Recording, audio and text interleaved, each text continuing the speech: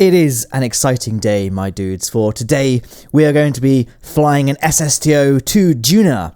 Haven't done a Duna SSTO in quite a while, actually. I don't actually remember the last time I did one of these, so this is a good time, as good a time as any to do another one. And in fact, this is actually, I don't know how many of you would have been subscribed back then. It certainly would have been very many of you. I was definitely less than about, I think it was maybe about 5,000 subscribers at the time, but I did a video all the way back in 2015 using this exact craft file, actually, going to Duna. This was when they'd just implemented the that cockpit at the front there, and I wanted to show it off and make a sort of private jet style SSTO that could go to Duna and back.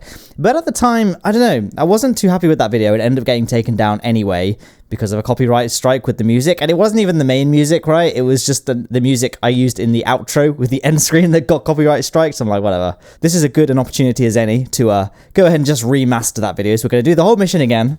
And I also did a shot-for-shot recreation of the music video, which is in the description of this video if you want to see that, because it is still one of my favorite music videos to this day. But like I said, just the general mission and the flight and just some of the things that happened in it, I'm not too proud of. I want to do it some justice. So this is me flying the craft here. Some of the reasons I had was that, like, first of all, it didn't use cheats, but I got a lot of people saying that video used cheats. I think because it had some suspicious cuts. Like, the SSTO would touch down on Duna, like it hit the ground very hard and fast and flipped, and then it just suddenly cuts to a shot of it parked there.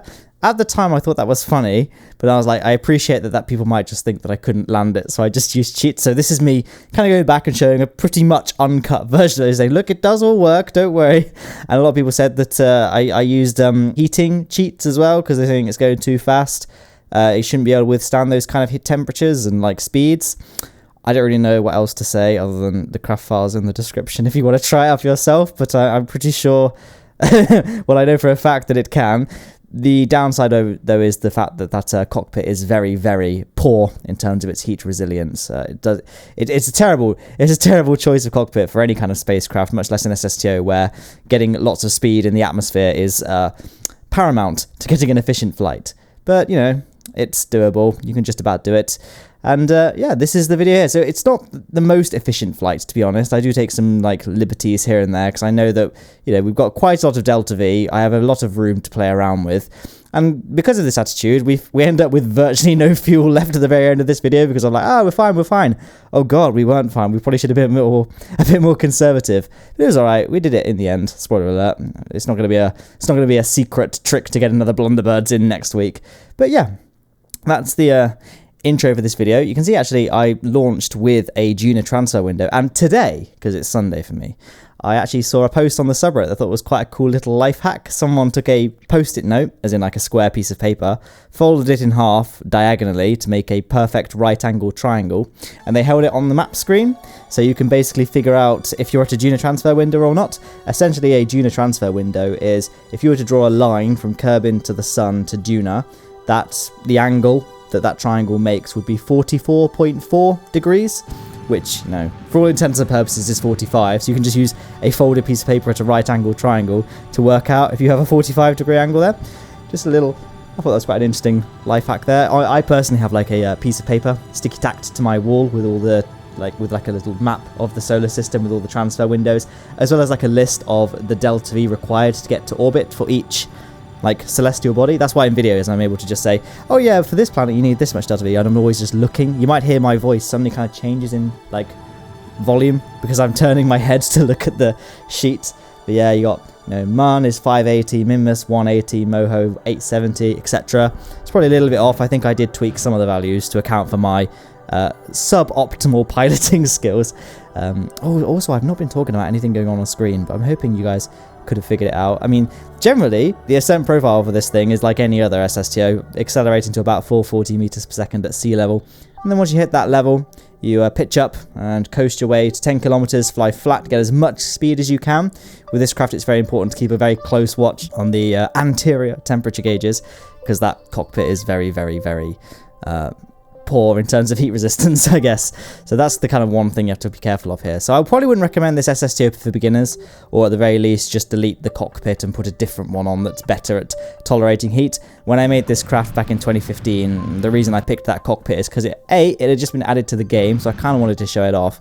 And also I really liked the private jet aesthetic, because the passenger module behind it had also just been added to the game. So I'm like, let's make a private jet that would go to like Duna, because in the future that's how I imagine things might go. You can get a little private plane to Mars and back. This is kind of maybe what it would look like. And I really like this craft generally because it's quite a small profile considering how much delta V it has. It's because we've got those like Mark 0 fuel tanks along like the edges of the side mounted tanks, but they have a lot more fuel than you might think.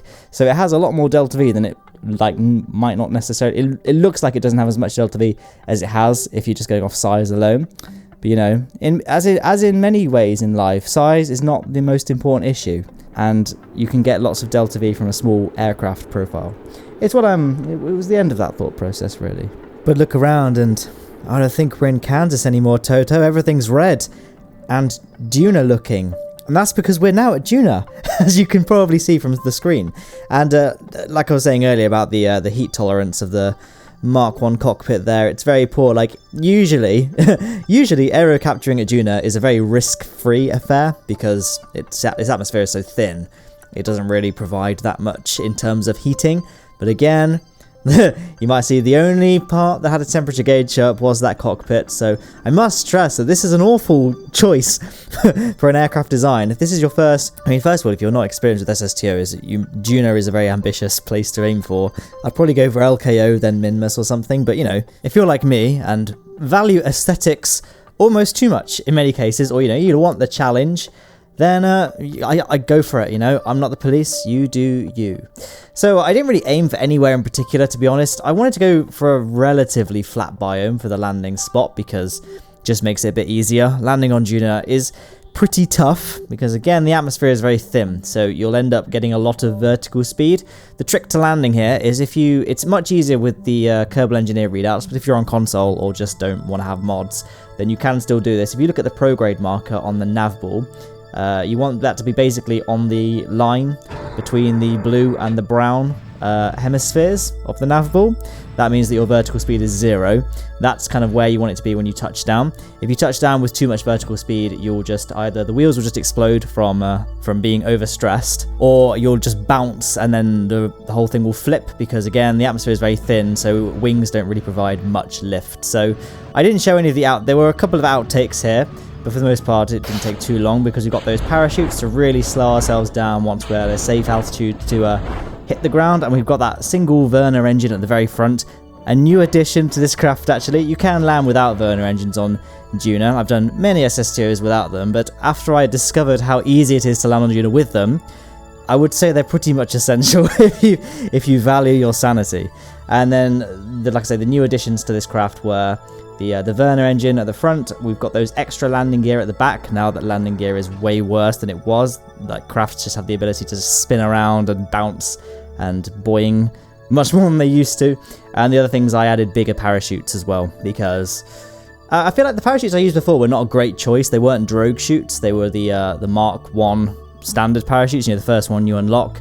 It wasn't a very good choice for a drogue chute, so I thought these were probably a better choice. But there's our SSTO all touched down nicely.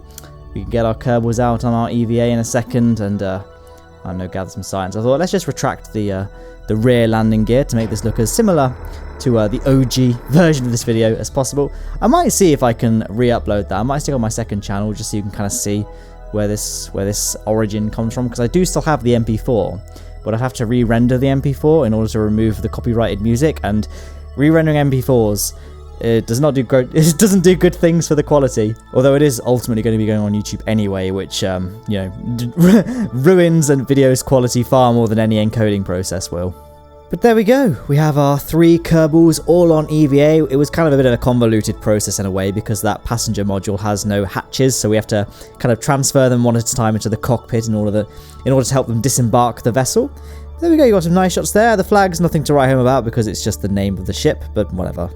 But whilst our Kerbals were on EVA, Bill over here spotted something in the horizon that seemed a little bit out of place, so we should probably go and check it out, see what it is. It's a strange service bay, but what could be inside?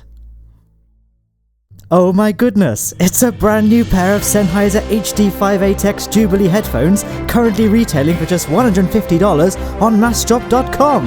The Sennheiser 58X is a modern revamp of the legendary HD580 headphone and has been crafted by Sennheiser and MASSDROP based on feedback from the audiophile community and by Sennheiser's industry-setting experience to create the perfect headphone for people wanting $500 audio quality for a fraction of the cost. These are the absolute measure in price to performance ratio for a pair of headphones, and I would honestly feel confident in saying that you cannot do any better than these cans for this price.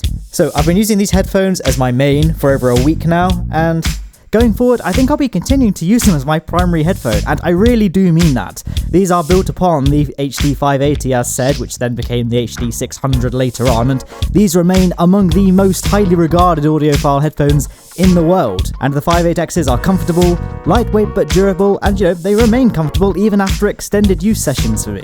Sennheiser Jubilee? More like Sennheiser Yippee, because they're available right now to buy in the link in the description. And if you're curious to hear what real audio quality sounds like for only $150, then it's pretty hard for me to not recommend picking these up while you can at massdrop.com. Or alternatively by flying a spaceplane to Duna and finding a pair inside a random service bay that you found on the floor. Though these aren't really ours. Somebody probably just left these here and is coming back for them. We shouldn't take them. And besides, they're not really made for Kerbal ears. I mean, do Kerbals even have ears? Guys, does Kerbals have ears? Duna surface shenanigans aside, it's time to depart because, Kerbals are getting a little bit homesick. We're 218 days into the mission and we got quite a bit of time left to go, unfortunately, because we will have to wait for a transfer window from Duna to Kerbin. I guess I could have left them on the surface here, so they could walk about and stuff whilst they waited, but whatever. They got Netflix on here.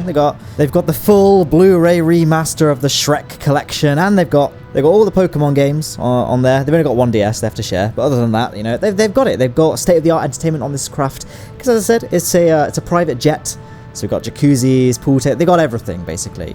Like I say, it's a small profile, but you would be surprised how much can fit inside this thing. Either way, I feel like in a world where Danny2462 exists, I should not have to personally try and justify my treatment of Kerbals. I feel like my Kerbals, they do alright, right? I've got a whole series in which I rescue them if they get stuck.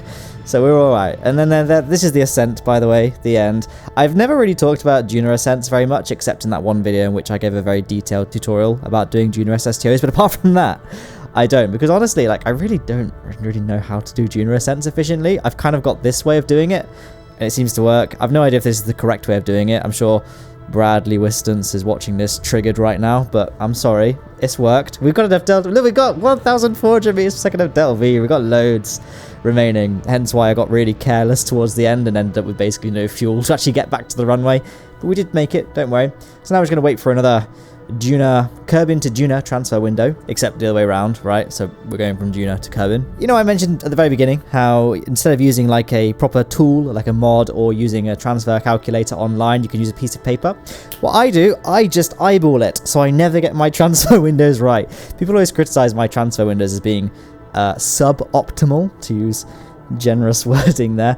I feel like, there's a time and a place for high accuracy things in KSP.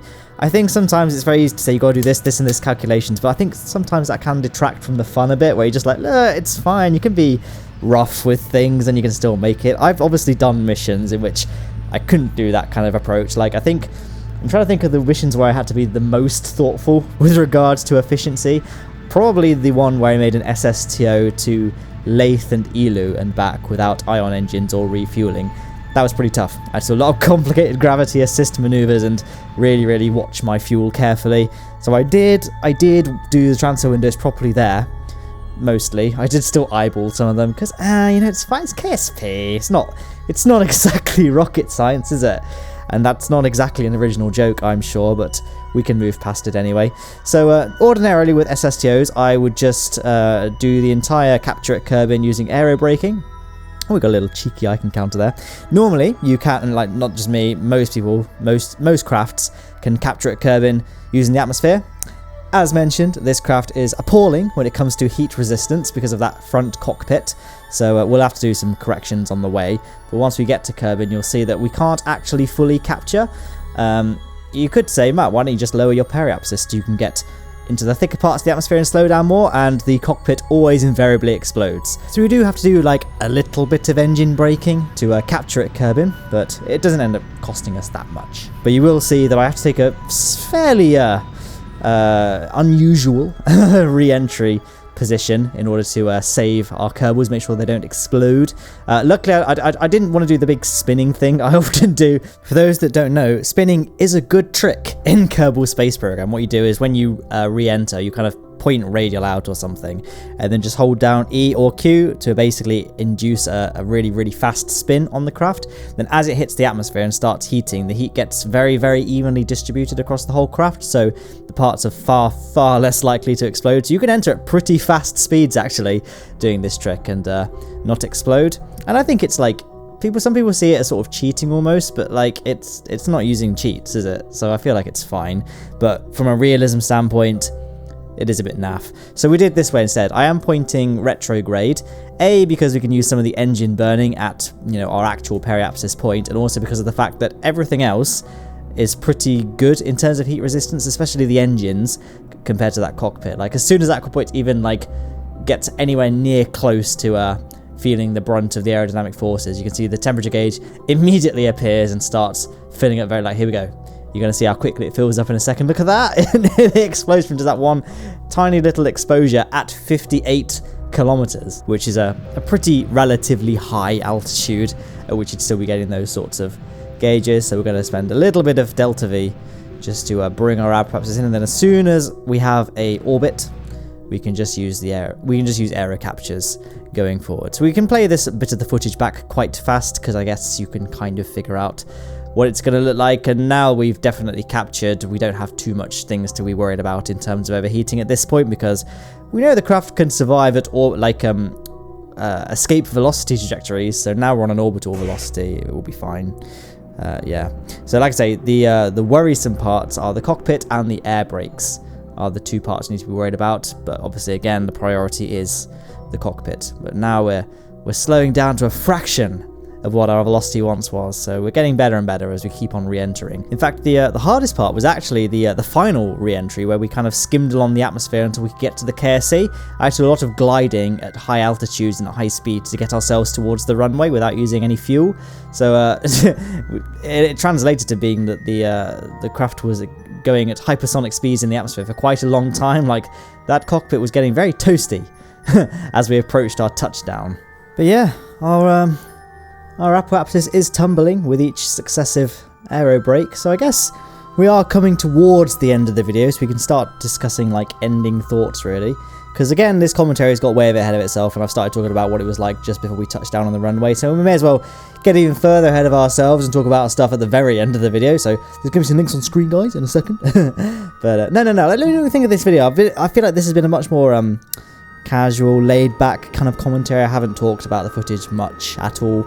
And obviously there was that, I don't know if you guys noticed, there was a very subtle sponsor from MASSDROP.com halfway through. I only put those in because like I genuinely really like these headphones. I'm wearing them right now.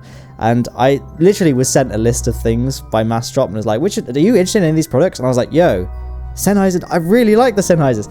So yeah, they reached out to me and they were like, what do you want to do? And I was like, I wouldn't have accepted a sponsorship for a product I didn't actually believe in. So, if you want to, get some headphones, I would recommend. Honestly, yeah, whatever. Matt Lounge, chill. You don't have to get them if you don't want to, but I really like them. I'm a happy customer, and I will send them for review. But whatever. The Sennheiser 58X are very good headphones if you want a cheap headphone. Well, cheap's not really the word. I guess like entry-level audiophile headphone.